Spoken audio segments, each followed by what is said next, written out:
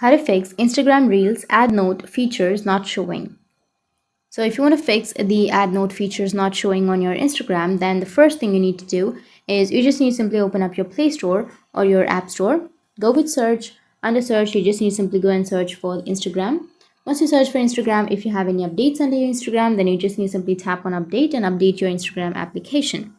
Once you update it, your problem might be fixed. But if that doesn't fix your problem, then you just need to simply tap and hold on to your Instagram application.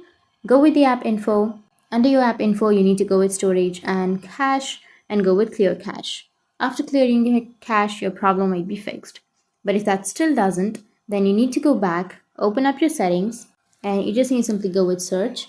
And you need to search for system update or just simply search for update. And here you will have your update.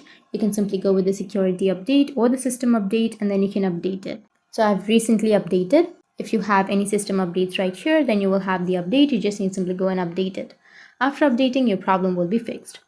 So that's it. And if you have any questions, feel free to comment below. Thanks for watching.